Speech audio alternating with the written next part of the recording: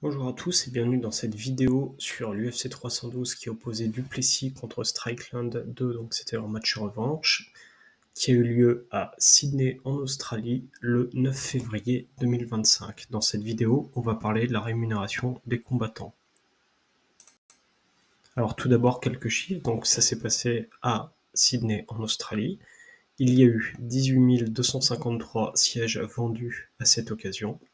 On était sur un format pay-per-view, donc il fallait payer pour voir cet événement. Estimé à peu près 500 000 PPV vendus, soit 40 millions de revenus. Donc pourquoi ce chiffre un petit peu plus faible que ce qui se fait habituellement?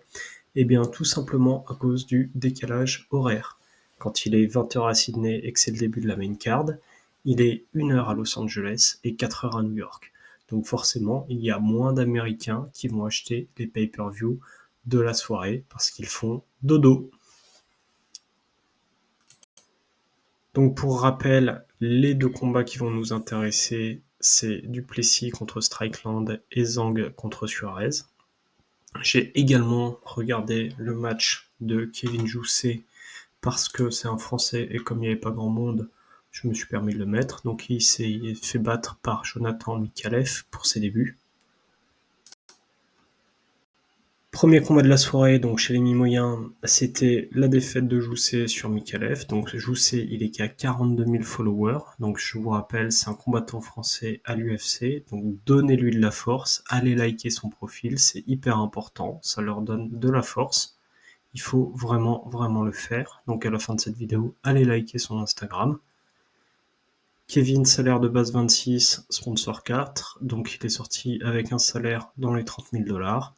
Et Mikalev, pour ses débuts, il va sortir avec 28 000 $. Je vous rappelle, les combattants ne touchent que 40% de ces sommes, 60% sont taxés. Zhang contre Suarez. Donc on a Zhang qui est populaire pour sa ceinture. Elle fait 500 000 de base, plus 100 000 de victoire, 42 000 de sponsor. Et comme c'est un event à PPV, elle va prendre 750 000 dessus, ce qui lui fait un score à 1,4 million. Ce qui est très bien pour quelqu'un qui est suivi par 850 000 personnes. Suarez, elle, a 200 000 followers et ne va prendre que 880 000 $ sur cette soirée. Concernant le main event, donc on a Dricus Du Plessis. Lui, salaire de base 750 000, bonus de win 100 000. On rajoute un peu de sponsor à 42 et surtout 2 millions pour les pay-per-view.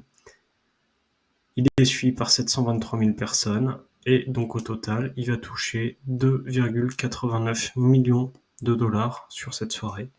Strickland, lui, a un salaire de base un peu moins élevé, mais va quand même avoir une belle part sur les pay-per-view, légèrement plus que Weili Zhang, notamment lié au fait que c'est un Américain et qu'on considère qu'une grosse partie des PPV viennent des États-Unis et donc sont vendus grâce à lui.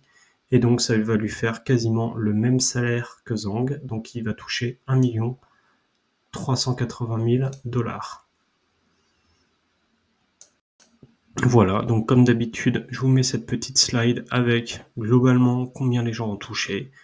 Donc sur les bonus de performance, on va noter surtout la belle perf de Texera chez les lourds qui nous met un KO. Donc il est sur une grosse série de KO et il devrait faire trembler la division. Pour rappel, ils sont une quarantaine en ce moment chez les lourds, donc lui il devrait arriver très vite dans le top 15. On l'attend avec impatience. Et ensuite, sur les autres performances de la nuit, c'était plutôt au début de la carte, donc ça n'avait pas beaucoup d'intérêt. Donc voilà, vous voyez à l'écran, c'est l'ensemble des revenus de tous les combattants. Voilà, j'espère que cette vidéo vous a plu et vous a permis de mieux comprendre les revenus associés à l'UFC 312. Je ferai une autre vidéo pour expliquer le contexte de l'UFC 312 et la composition de la carte. Je vous souhaite à tous une très belle journée.